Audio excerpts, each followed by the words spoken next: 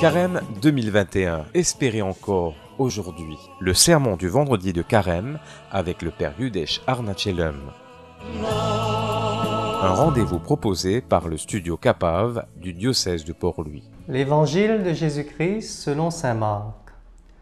En ce temps-là, Jésus prit avec lui Pierre, Jacques et Jean, et les emmena eux seuls à l'écart sur une haute montagne. Et il fut transfiguré devant eux. Ses vêtements devinrent resplendissants, d'une blancheur telle que personne sur terre ne peut obtenir une blancheur pareille. Élie leur apparut avec Moïse, et tous deux s'entretenaient avec Jésus. Pierre alors prend la parole et dit à Jésus, « Rabbi, il est bon que nous soyons ici. Dressons donc 3 tentes, une pour toi, une pour Moïse et une pour Élie. » De fait, Pierre ne savait que dire, tant leur frayeur était grande. Survint une nuée qui les couvrit de son ombre, et de la nuée une voix se fit entendre. « Celui-ci est mon Fils bien-aimé, écoutez-le. » Soudain, regardant tout autour, ils ne virent plus que Jésus seul avec eux.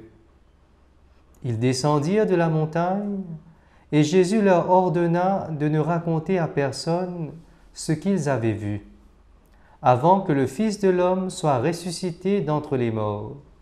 Et ils restèrent fermement attachés à cette parole, tout en se demandant entre eux ce que voulait dire ressusciter d'entre les morts.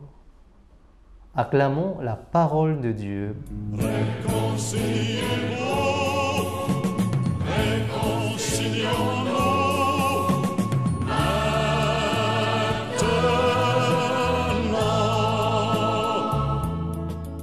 Bonsoir tout le monde.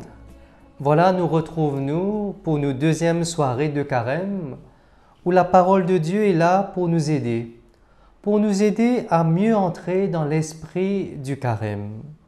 Et d'abord, le Carême, c'est pas un temps triste, c'est pas un temps de mortification. Non, le Carême, ce qui est premier, c'est la rencontre avec Dieu.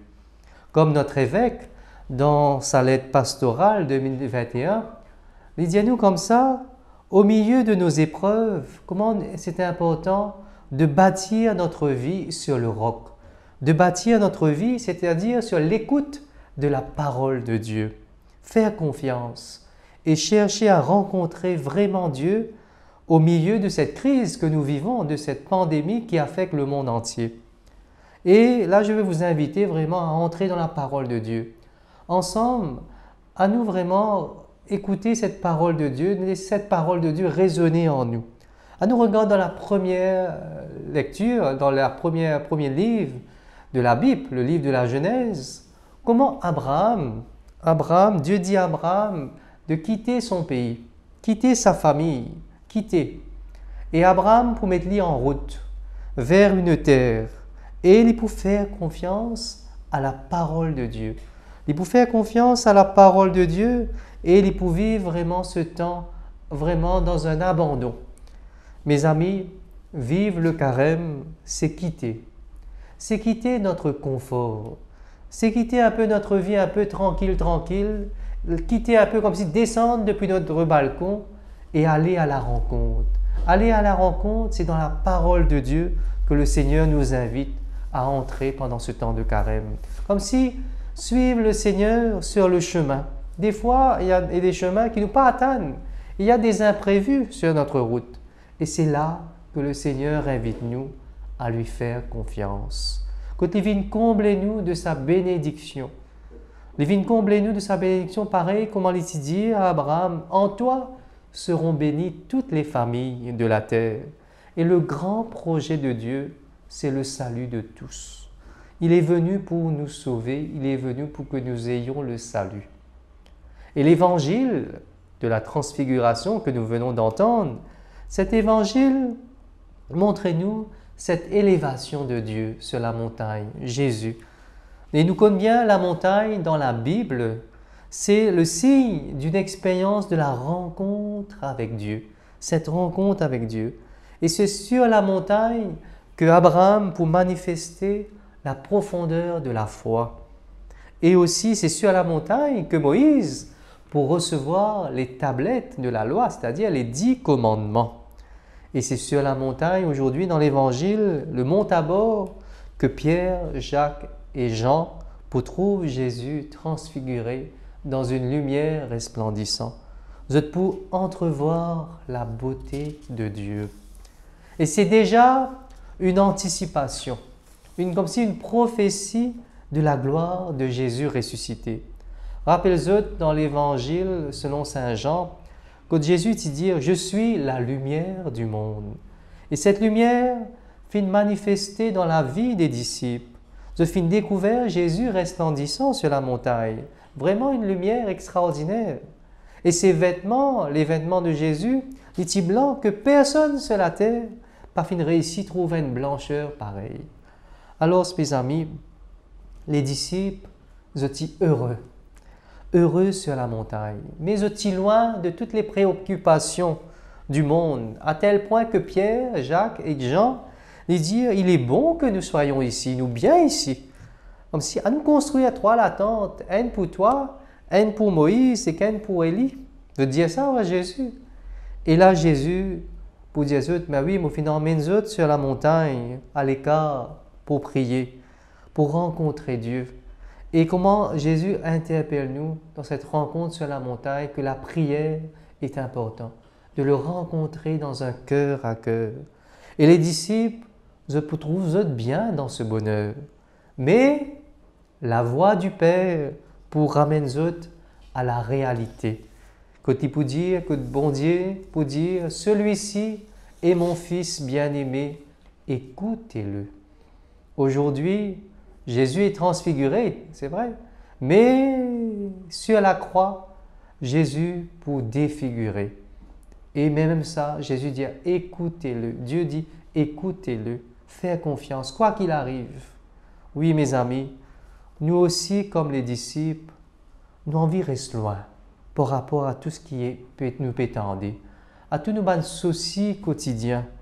Quand il y a beaucoup de mauvaises nouvelles, le chômage, la maladie, la pandémie qui peut affecter le monde, quand il y a l'impact sur notre société, quand nos sociétés sont en crise. Donc, nous avons envie de prendre un peu de la hauteur, prendre de la distance avec tout cela. Quand nous avons vraiment envie de vivre bien dans nos conforts. Or, la voix du Père se fait entendre pour apprendre-nous à voir les choses différemment aujourd'hui. Écoute le Seigneur. Écoute le Seigneur. Écouter, c'est obéir. Écouter, c'est faire confiance. C'est de nous laisser vraiment guider par Jésus. Nous laisser vraiment conduire par lui. Comme si le Seigneur nous invite à construire notre vie sur le roc, sur Jésus lui-même. Comme Abraham, notre Père dans la foi, a fait confiance. Et l'évêque, dans sa lettre pastorale, nous invite à faire confiance à la vie, c'est-à-dire vivre l'instant présent avec simplicité, vivre vraiment comme si apprécier la vie avec toutes ses valeurs, même dans ce temps d'épreuve que nous vivons.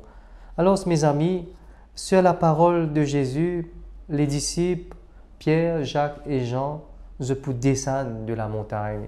Je peux descendre pour aller dans la plaine, dans la vie quotidienne. Et vraiment, je peux n'est plus comme avant. Ils seront transfigurés. Et Jésus sera avec eux. Et nous aussi, mes amis, le Seigneur marche avec nous dans l'ordinaire de notre vie. Et nous inviter, nous aussi, à descendre dans ce monde parfois défiguré par la haine, par la violence, par la souffrance, la maladie. Et le Seigneur vient nous élever. Il vient habiter ce monde et il compte sur nous. Il compte sur nous pour construire un monde plus juste, un monde fraternel. Et c'est ensemble qui nous capables vraiment bâtir un monde meilleur. Oui, le temps du carême, c'est ce temps de se retrouver avec soi-même, c'est retrouver vraiment ce cœur à cœur avec Dieu, vraiment de retrouver, mais nous sommes créés à l'image de Dieu, à sa ressemblance, et retrouver cette joie d'être aimés de Dieu. Parce que Dieu nous libère quand vraiment nous nous mettons à l'écoute de sa parole. Et comme l'évêque nous interpelle dans sa lettre pastorale, à être des chrétiens de cœur, un chrétien vraiment qui écoute, qui vive de la vie, vraiment de la vie chrétienne, dans la patte humaine, dans la vie de famille, dans leur vie de quartier, dans la vie sociale, en tant que citoyen, mais seulement dans un esprit de service et de joie, vraiment dans cet esprit fraternel.